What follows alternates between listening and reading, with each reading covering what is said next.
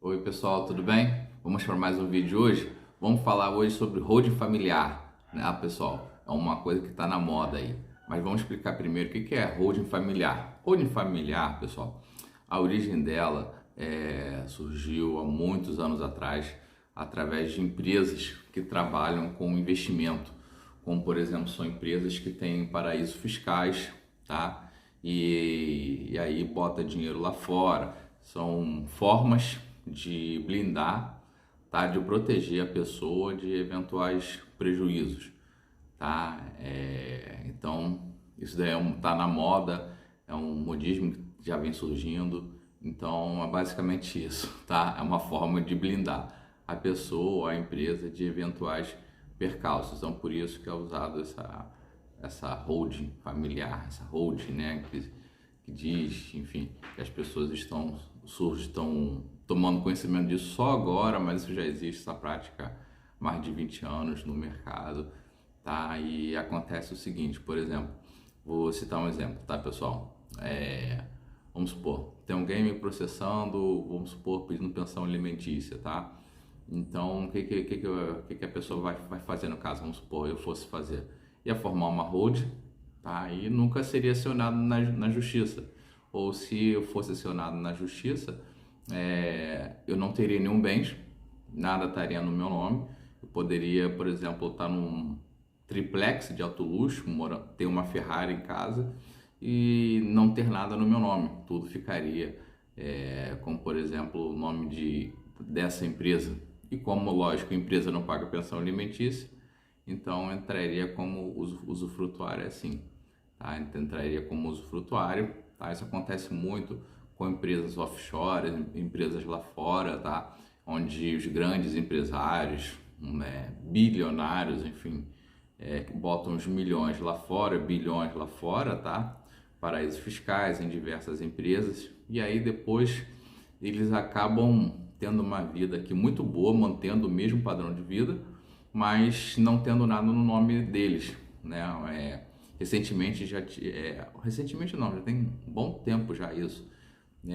Jogador de futebol, antigamente, poxa, fulano tá falido, tá devendo, pensão alimentícia. Então, tecnicamente, falido é quando você tem mais dívidas, né, do que bens, do que patrimônio, tá? Isso não tá errado, mas na prática tá errado, é uma coisa que não funciona, tá? Porque a pessoa pode estar falida, mas a pessoa pode ser usufrutuária de bens, ter muitos bens, estar recebendo, vamos supor, uma gorda pensão, entendeu? Então não faz nenhum sentido isso daí, tá? Então era isso que eu queria passar para vocês. Muito cuidado, holding familiar tem as vantagens, tá?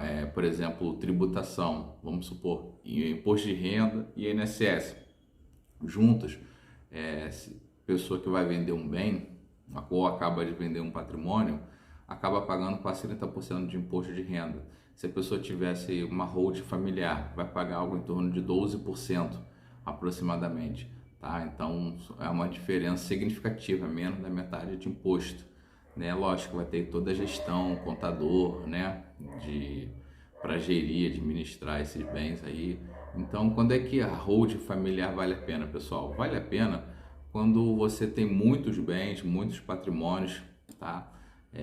Patrimônios muito valiosos, preferencialmente, acima de 5 milhões, 10 milhões de reais. Então, ali eu já começo a ver, assim, vantagem como uma forma de você blindar o seu patrimônio, tá? Contra terceiros, contra as pessoas. E, lógico, é uma forma de pagar menos imposto, né? Então, e tem essa brecha na lei, tem essa possibilidade dentro da lei. Então, por que não fazer? Entendeu? Então, a grosso modo, estou passando para vocês o que seria aproximadamente assim essa parte de holding familiar, tá? Não tô, o objetivo aqui do vídeo não é entrar em detalhe, tá? Mas surgindo esse papo com um amigo meu, e aí ele veio me perguntar, e aí eu fui e expliquei, tá? Dessa forma para ele entender e tudo, assim, tá, então muitos advogados falam holding familiar, né, como modismo, né, que está surgindo agora na boca do povo, mas isso já tem mais de 20 anos essa prática no mercado, só que é utilizado por por uma outra parcela de público, tá? Então é isso aí. Vale a pena? Vale a pena, dependendo da situação, mas dependendo da situação, dos bens, né, de quantidade de bens, os valores dos bens, mas em regra eu acho que a pessoa que tem um patrimônio mais de 5 milhões, 10 milhões, tá?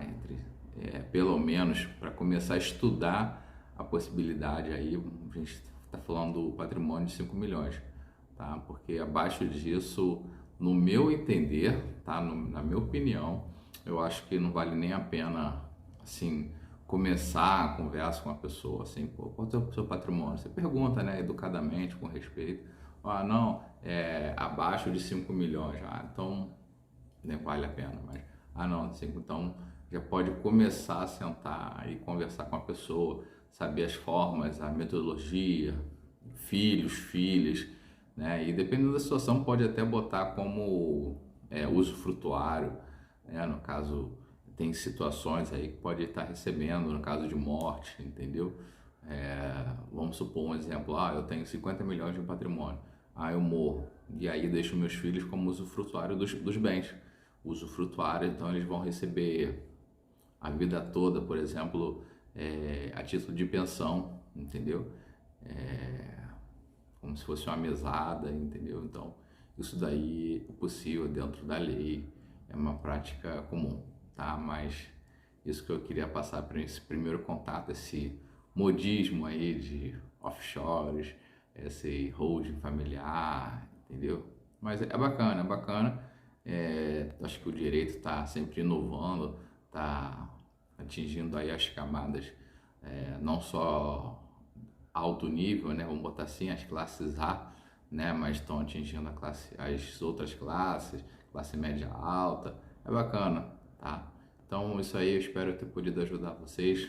Um abraço. Se gostaram do vídeo, se foi valoroso, né, esse tipo de conteúdo, se vocês gostaram do conteúdo, curtam aí, comentem aí, deem a sua sugestão.